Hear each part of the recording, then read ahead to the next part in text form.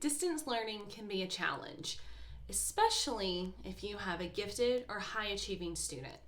But I have 3 ways that I can help you make the transition from classroom to homeschool a little bit easier. The first is to communicate. You have to talk to your kid about what your expectations are. In the classroom, teachers set up expectations every day. At home, you're going to need to have those same expectations. Ask your child what they normally do in school. What are the procedures for getting their work done? What do they want to prioritize over something else? And remind them that although it feels like busy work, it's not. Often gifted students work through things a lot quicker than typical students. And so with a lot of worksheets or skill practice, they may start to feel like they're just doing busy work. Remind them that they're not. Athletes have to do squats and run sprints at practice, but they don't show up to game day doing squats and running sprints on the field. However, if they don't practice those skills, they're not going to build the muscle memory to perform on game day. Work at home is just the same. They have to be able to read critically or to practice math, to dig into science standards. All of those things that feel like busy work are really skill practice. So encourage them to practice those skills. The second thing that you can do is schedule together with your student. Ask them what their favorite subject is. If they absolutely live for math, have them do reading first. You want to use the math as kind of a reward.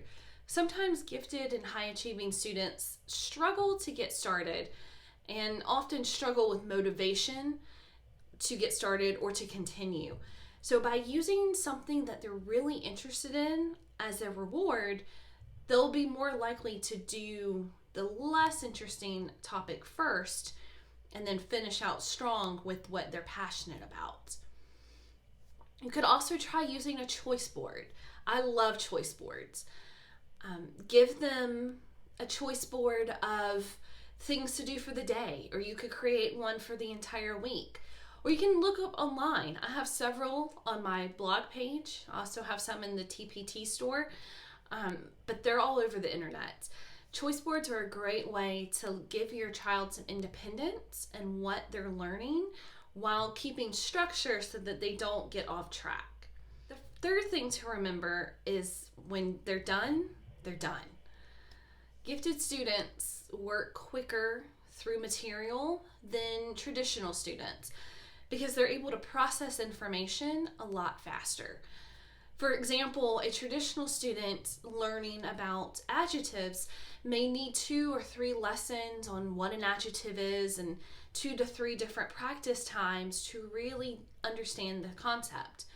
However, a gifted student may need 1 lesson on an adjective and a couple of practice times, and then they've got it. They're ready to move on to more in-depth skills. So keep that in mind when working with your gifted child at home. They may move through a topic or an assignment quicker than you think they should. If they do, go over it with them. Have them explain it to you.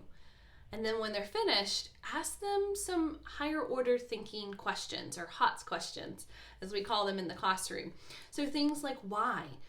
Why did the character make this decision? Or how? How would you change the story if you could? What would you add to this reading passage? How else could you solve this math problem? If they're working on science, what could you investigate? How could you set up an experiment to prove this right or wrong? In social studies, what modern day connections can you make to what you're learning? All of these are great ways to engage and enrich a topic that may seem simple to begin with, but with just a few tailored questions, you'll be able to dig in a little bit deeper and encourage your gifted and high achieving kids to keep going.